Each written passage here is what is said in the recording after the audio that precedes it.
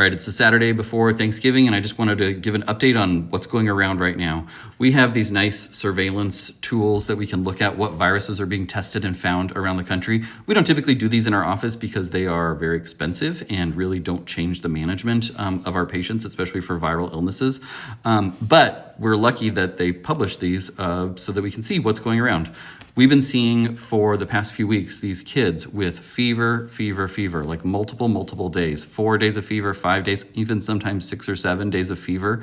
And what it typically is this blue line right here, which is enterovirus. Now on this, and if you went to the ER or something like that and they told you your child has rhinovirus/enterovirus, you might think, well, rhinovirus, that's just the common cold virus, or they have two viruses, or what's going on here?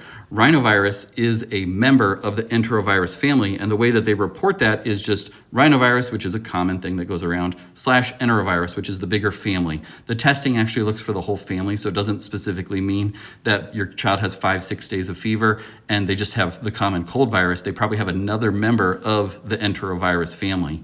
What we typically see is, it spreads around daycares, it spreads around schools, and they have fever, runny nose, cough, congestion, sore throat. It lasts and lasts and lasts. They typically stay hydrated. We really push fluids. We try and get their nose cleaned out so that they can breathe easily, and it is mostly just supportive care and fever management.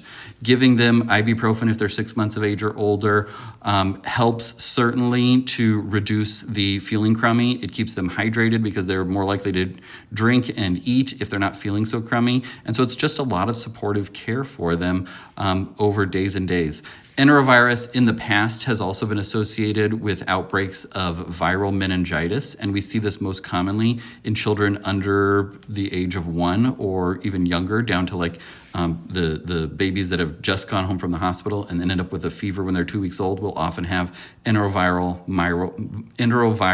meningitis, and that is pain in the head, it's inflammation of the surrounding protective layer around the brain, all of those sorts of things. Now, when it comes to protecting against enterovirus, there's really nothing that you can do other than normal respiratory precautions of avoiding sick people when possible, washing your hands, getting good sleep, all of those sorts of things. What is coming up in the next few weeks will be influenza. Influenza A and influenza B are starting to rise. You can see right down here in the corner here, and then on other surveillance tools, we're seeing flu starting to pick up.